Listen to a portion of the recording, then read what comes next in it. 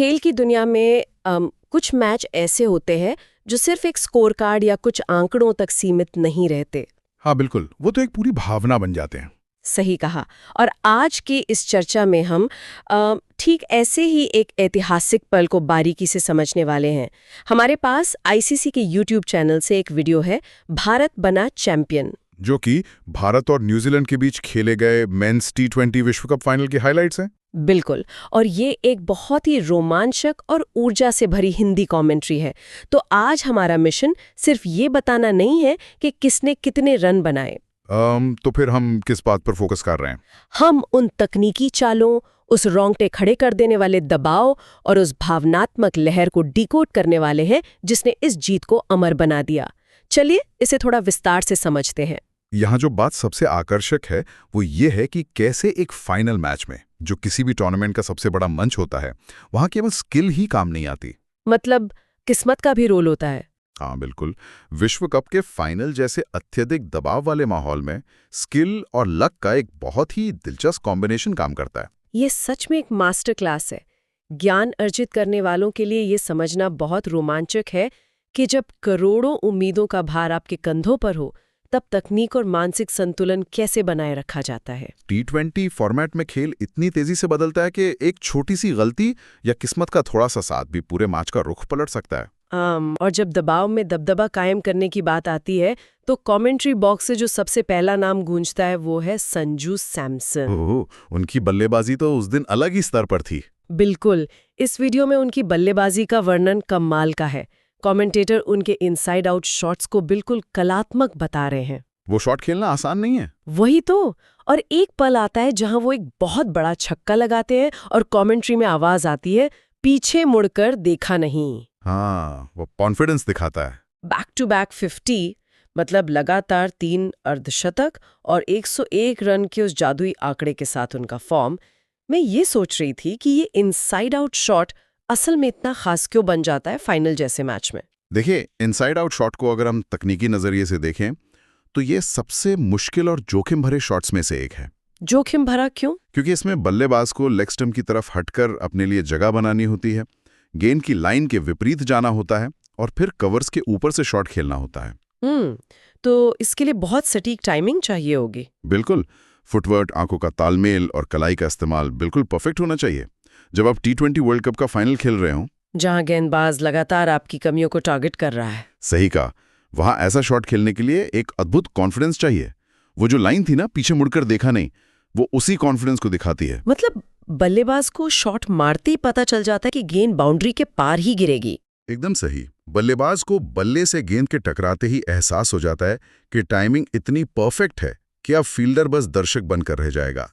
ये सिर्फ रन बटोरने का तरीका नहीं था। तो ये क्या था? ये विपक्षी टीम के कप्तान और गेंदबाज के दिमाग के साथ खेलने की एक बहुत ही आक्रामक रणनीति थी। दिमाग के साथ खेलने और किस्मत की बात पर मुझे ईशान किशन की पारी याद आती है। हाँ, उनका प्रदर्शन भी बहुत दिलचस्प था। वीडियो में उनकी बल्लेबाजी के दौरान कमेंटेटर ने कहा है कि मैदान पर इतनी लक और स्किल है और इस स्किल के दम पे जड़ देंगे एक यादगार अर्धशतक। ये लक और स्किल का बैलेंस इतने बड़े मंच पर कैसे काम करता है? क्रिकेट में और खासकर टी20 में लक और स्किल हमेशा साथ साथ चलते हैं। वो कैसे? कई बार आप दुनिया का सबसे परफेक्ट शॉट खेलते हैं, लेकिन गेंद सीधे फील्डर के हाथ में चली जाती है। और कई बार बल्ले का भारी किनारा लगता है और गेंद विकेट कीपर के ऊपर से बाउंड्री पार कर जाती है। ईशान किशन के साथ तो दोनों चीजें हुई। बिल्कुल, उन्होंने अपनी बेमिसाल स्किल के दम पर वो बेहतरीन छक्का लगाया और अपना अर्धशतक पूरा किया। लेकिन जिस विकेट की बात हो रही है, जहां गेंद बल्ले पर ठीक से आई ही नहीं। हाँ, वो टी20 क्रिकेट का वो पहलू है जहां गलती की गुंजाइश शून्य होती है। उन्होंने शॉट के लिए पूरा जोर लगाया, लेकिन गेंद और बल्ले का वो स्वीट स्पॉट कनेक्ट नहीं हो पाया। मतलब टाइमिंग में थोड़ी सी गड़बड़ हो गई। हाँ, या तो गेंद पिच पर थोड़ी रुक कर आई या टाइमिंग में माइक्रोसेकंड की देरी हुई और गेंद सीधे फील्डर के पास पहुंच गई। लेकिन ईशान की ऊर्जा सिर्फ बैटिंग तक सीमित नहीं थी। फील्डिंग के दौरान उनके एक कैच का बहुत ही ऊर्जा भरा जिक्र है वीडियो में। वो कैच सच में अद्भुत था। कमेंटेटर जोश में चिल्लाते हैं कि गेंद हवा में तो है और नीचे फील्डर क्या पहुंच पाएंगे। वाओ ईशान किशन, ये सुनना ही रोमांचक है। क्या बैटिंग की वो लय फील्डिंग में भी मदद करती है? 100% करती है। इसे हम खेलों की दुनिया में मोमेंटम कहते हैं। मोमेंटम? हाँ, जब कोई खिलाड़ी बल्ले से अहम योगदान देता है तो उसका आत्मविश्वास 7वें आसमान पर होता है। उसकी बॉडी लैंग्वेज पूरी तरह से बदल जाती है। मैदान पर उसकी फुर्ती कई गुना बढ़ जाती है। तो वो कैच उसी ऊंचे आत्मविश्वास का नतीजा था। बिल्कुल। एक विश्व कप फाइनल में जब कोई खिलाड़ी ऐसा असंभव सा कैच पकड़ता है तो वो सिर्फ एक बल्लेबाज को आउट नहीं करता, वो पूरी टीम में नई जान फूंक देता है। एकदम सही। ये मोमेंटम विपक्षी टीम पर बहुत बड़ा मनोवैज्ञानिक दबाव बनाता है। मनोवैज्ञानिक दबाव का असर तो भारतीय बल्लेबाजों पर भी साफ दिख रहा था। अगर हम गेम अवेयरनेस की बात करें तो अभिषेक शर्मा और तिलक वर्मा के शॉट्स का जो कंट्रास्ट है वो बहुत शानदार है। हाँ, दोनों का तरीका एकदम अलग था। एक तरफ अभिषेक शर्मा है जो गेंद तक पहुंचने के लिए सिर्फ थोड़ा सा रीच आउट करते हैं, एक हल्का सा पुश देते हैं और गेंद इतनी तेजी से निकलती है कि 2 फील्डर्स के भागने के बावजूद बाउंड्री पार कर जाती है। और दूसरी तरफ तिलक वर्मा, बिल्कुल, जो एकदम डाउन द ट्रैक आते हैं, अपनी पूरी ताकत झोंकते हुए लेग साइड की तरफ एक बड़ा फ्लिक शॉट खेलते हैं और 50 रन पूरे करते हैं। ये दोनों एकदम अलग अप्रोच क्या कहानी बताते हैं? ये अप्रोच ये दिखाती हैं कि इस भारतीय बैटिंग लाइनअप में कितनी गहराई और वैरायटी है। अभिषेक शर्मा का शॉट प्योर गेम अवेयरनेस और प्लेसमेंट का उदाहरण है। मतलब सिर्फ ताकत से काम नहीं चलता। बिल्कुल नहीं। T20 को अक्सर सिर्फ ताकत और छक्के मारने वाला गेम समझा जाता है, लेकिन असल में ये गैप्स ढूंढने का गेम है। अभिषेक ने गेंदबाज की गति का इस्तेमाल किया, बिना कोई अतिरिक्त ताकत लगाए दिशा दिखा दी। और तिलक वर्मा की अप्रोच? तिलक का शॉट एकदम विपरीत था। डाउन द ट्रैक आना गेंदबाज को सीधा संदेश है कि मैं तुम्हारी सेट की हुई लेंथ को बिगाड़ने वाला हूं। तो गेंदबाज घबरा जाता है। हाँ, गेंदबाज अपनी लाइन भूल जाता है। एक बल्लेबाज नजाकत से गैप निकाल रहा है और दूसरा आक्रामकता से हावी हो रहा है। यही संतुलन विपक्षी कप्तान को रणनीति बनाने में परेशान करता है। लेकिन हर आक्रामक रणनीति काम नहीं आती। इसी कमेंट्री ट्रांसक्रिप्ट में अक्षर पटेल के एक शॉट का जिक्र है जहां चीजें प्लान के हिसाब से नहीं हुई। हाँ, वो सीधा बड़े शॉट के लिए गए थे, लेकिन बल्ले से वो पावर नहीं मिल पाई। फील्डर 30 गज के घेरे के अंदर था तो नतीजा पक्ष में नहीं रहा। इतने अनुभवी खिलाड़ी से दबाव में ऐसी चूक क्यों हो जाती है? देखिए, डेथ ओवर्स में जब रन रेट का दबाव चरम पर होता है तो सोचने का समय बहुत कम होता है। अक्षर पटेल के उस शॉट में इंटेंट यानी नियत बिल्कुल सही थी। उन्हें टीम के लिए तेजी से रन चाहिए थे।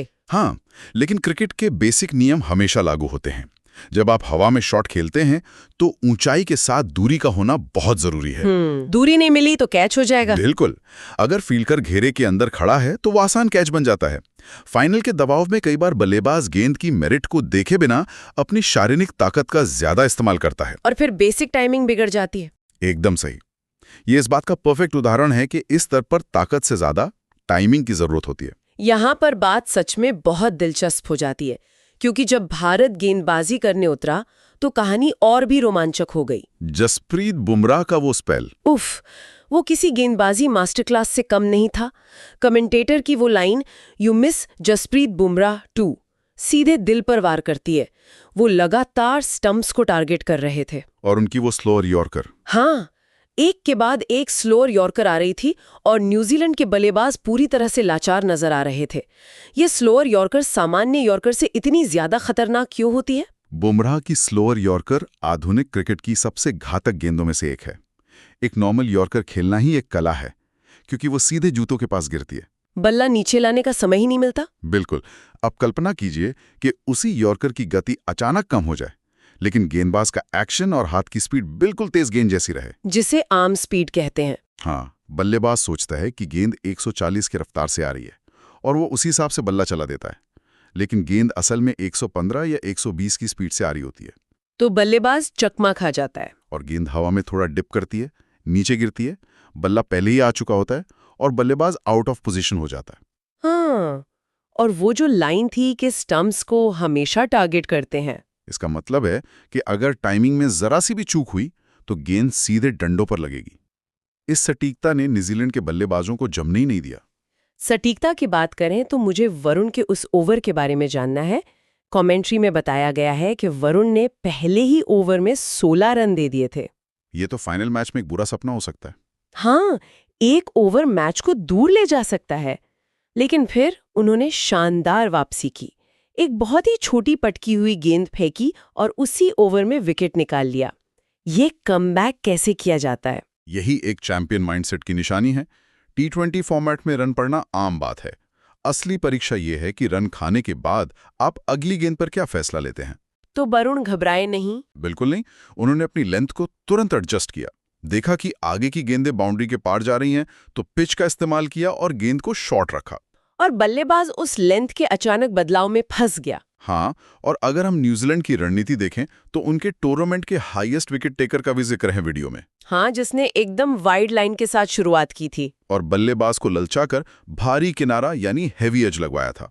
इसका मतलब है कि जाल दोनों तरफ से बिछाए जा रहे थे, लेकिन अंत में भारत का एग्जीक्यूशन बेहतर था। एकदम सही। इस तकनीकी विश्लेषण से थोड़ा बाहर आएं तो वीडियो में क्रिकेट के बदलते स्वरूप की भी काफी चर्चा हुई है। हाँ, क्रिकेट में बहुत बदलाव आया है। कमेंटेटर कहते हैं कि क्रिकेट में कितना चेंज आया है, और वो किसी ऑस्ट्रेलियन स्टाइल के पहले शॉट का जिक्र करते हैं। लगता है आज का क्रिकेट सिर्फ सीधे बल्ले से खेलने वाला नहीं रह गया। अगर हम इसे बड़े परिदृश्य से जोड़कर देखें तो पिछले 1-1.5 दशक में T20 क्रिकेट ने इस खेल का डीएनए ही बदल दिया है। ऑस्ट्रेलियन स्टाइल जैसे शब्दों का इस्तेमाल ये बताता है कि तकनीकें ग्लोबल हो गई हैं। बिल्कुल। आज का बल्लेबाज 360 डिग्री का इस्तेमाल करता है। Reverse sweep, ramp shot, switch hit या वो इनसाइड आउट शॉट। अब ये गैर पारंपरिक नहीं रहे। नहीं, ये अब बेसिक क्रिकेटिंग मैनुअल का हिस्सा बन चुके हैं। अगर बल्लेबाज सिर्फ पारंपरिक शॉट्स खेलेगा तो बड़ा स्कोर नहीं बना पाएगा, रचनात्मकता लानी ही पड़ती है। और शायद इसी रचनात्मकता और दबाव ने उस फाइनल को इतना भावनात्मक बना दिया। जब जीत तय हो गई तो कमेंट्री बॉक्स की ऊर्जा ही बदल गई। वो शब्द रोंगटे खड़े कर देने वाले थे। सच में, ये ताज हमारा है, ये तख्त हमारा है। इस टीम ने कर दिया एक कमाल है, क्योंकि ट्रॉफी पे लिखा जो नाम, वो नाम हमारा है। ये सिर्फ जीत का ऐलान नहीं लग रहा था, ये बरसों की तपस्या का परिणाम था। स्पोर्ट्स कमेंट्री का सबसे खूबसूरत पहलू यही है कि वो सिर्फ एक्शन नहीं बताती, वो पूरे देश की धड़कन को आवाज देती है। ये ताज हमारा है, ये तख्त हमारा है, ये वर्चस्व दिखाता है। बिल्कुल, ये डोमिनेंस दिखाता है। विश्व कप जीतना, दुनिया को बताना है कि हम इस खेल के राजा हैं। कमेंटेटर ने उस राष्ट्रीय गर्व और खुशी को बिल्कुल सही पकड़ा। और फिर वो लाइन आती है जिसने सोचने पे मजबूर कर दिया। ये जीत नहीं है, आज इतिहास ने भी खड़े होकर ताली बजाई। बहुत ही गहरी बात है ये। ऐसा लगा जैसे वो सिर्फ 11 खिलाड़ियों की बात नहीं कर रहे, बल्कि उस हार न मानने वाले जज्बे की बात कर रहे हो। इतिहास ने भी खड़े होकर ताली बजाई। ये एक बहुत ही शक्तिशाली और काव्यात्मक रूपक है। कुछ जीत सिर्फ रिकॉर्ड बुक में दर्ज नहीं होती, वो अमर हो जाती हैं। हाँ, आने वाली पीढ़ियां सिर्फ यॉर्कर या इनसाइड आउट शॉट से याद नहीं रखेंगी, उन्हें वो जज्बा याद रहेगा। ये कमेंट्री उसी अमरता का प्रमाण है। तो आखिर इस सब का मतलब क्या है? जब हम इस पूरी कमेंट्री को एक साथ देखते हैं तो साफ है कि ये चैंपियनशिप कोई तुक्का नहीं थी। ये एक परफेक्ट मास्टर क्लास थी। संजू की कलात्मकता, बुमराह की सटीकता, ईशान का लक और स्किल का कॉम्बो, और वो अदम्य साहस। ये सिर्फ एक मैच नहीं, रणनीति और भावनाओं का संगम था। ये एक महत्वपूर्ण सवाल खड़ा करता है। आज हमने जिस क्रिकेट की चर्चा की है, जहां ऑस्ट्रेलियन स्टाइल और बड़े बदलावों का जिक्र है, और भारत ने तकनीकी चालाकी से फाइनल जीता है। बिल्कुल। तो क्या अब T20 क्रिकेट का भविष्य पूरी तरह से बदल रहा है? क्या आने वाले विश्व कप में विश्व विजेता बनने का सपना देखने वाली टीमों को पारंपरिक पावर हिटिंग मानसिकता को हमेशा के लिए छोड़ना पड़ेगा? ये तो वक्त ही बताएगा। क्या भविष्य के चैंपियन सिर्फ वो होंगे जो कलाई के जादू, तकनीकी बारीकियों और गेम अवेयरनेस से खेल को चलाएंगे, न कि सिर्फ अपनी मस्कुलर पावर से? ये सोचने वाली बात है।